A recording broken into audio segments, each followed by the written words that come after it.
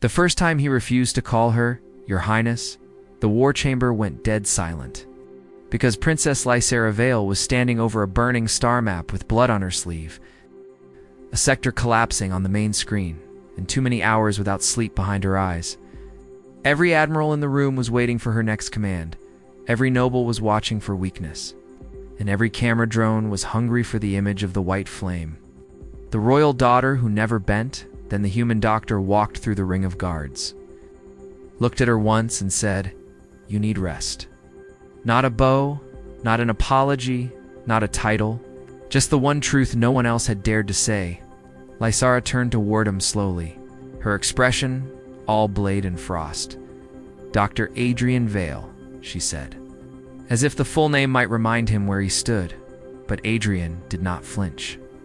He had spent months on her flagship patching soldiers back together. While watching the court praise her for surviving conditions that would have hospitalized anyone else, he had seen the tremor in her hand, the fever hidden under cosmetics, the way stimulants were holding her upright by force, and he was done pretending that looked like strength. "You overstep," she said. "Yes," he answered. "But I am also correct." The nobles stared as if he had insulted a god. Beyond the viewport, the Keth fleet glittered in attack formation. Within the hour, Delphine Vale would either hold or die. And still, the human had chosen this moment to challenge the one ritual the Empire loved most, sacrificing the woman to preserve the symbol.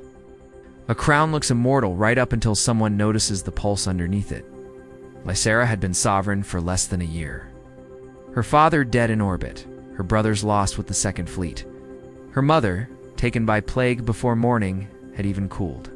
Since then, the Empire had demanded one impossible thing from her: do not look breakable, so she learned to sign casualty orders with burned fingers, to stand through briefings on an injured leg, to answer fear with polished certainty, even when every option on the table smelled like defeat.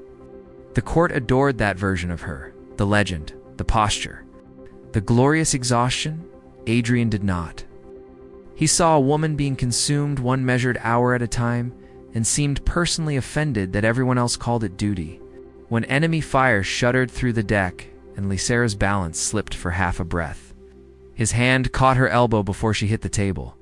She jerked away at once. "Remove your hand, doctor." He stepped back. But his voice stayed calm. "If I obey every royal instruction exactly, you will collapse before the next attack wave.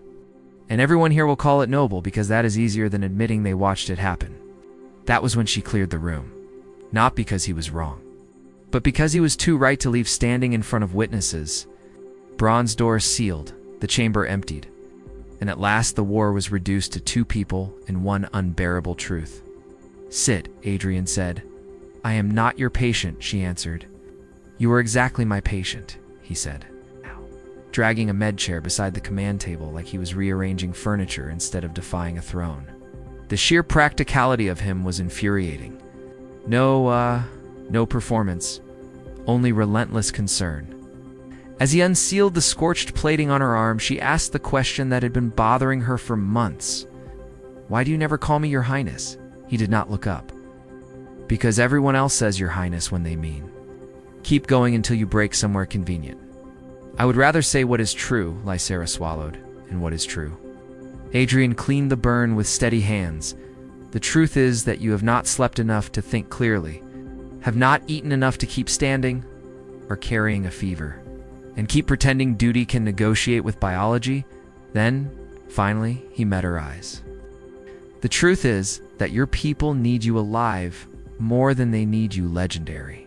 The truth is that, right now, you need rest. Not every act of loyalty kneels. Some acts of loyalty dragged the throne back from the cliff."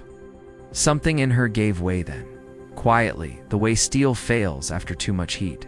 She sat because standing had become another lie. Adrian pressed food into her hand, wrapped the burn, checked her pulse.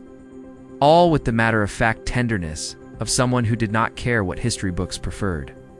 "They cannot see me weak," she said, staring at the tactical display as refugee routes blinked and vanished.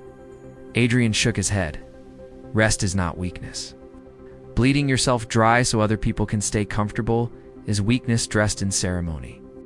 She almost laughed at that, almost cried instead, because it was the first honest sentence anyone had given her since the crown touched her head. "If I stop, what if everything falls?" she whispered. He tightened the bandage and answered, "Then it was never being held together by one exhausted woman. And if your empire needs you half-dead to function, that is not strength. That is failure with banners outside." Alarms rose as the Keth advanced. Inside, the last princess of a battered empire leaned back in the command chair and closed her eyes for one forbidden minute. Then another, and because Adrian stayed beside her, one hand on her pulse monitor, the other marking emergency fleet routes on a side screen, she allowed herself the unthinkable: sleep, real sleep, brief but deep. A body reclaiming what title had stolen? She woke 2 hours later, clearer than she had been in weeks. The battle still raging, the fleet still alive, Adrian still there, tired now, reading logistics while watching her vitals, as if both mattered equally. And perhaps that was what changed everything. Not that he ignored her rank, but that he refused to let rank erase her humanity years later. After Delphine Vale was won, and the Keth were broken beyond the rim, veterans would repeat the line that became legend across Allied space. Not about a charge, not about a speech, but about the night a human looked at the most powerful woman in the room and loved her enough to tell the truth. The human never called her Your Highness, only, "You need rest."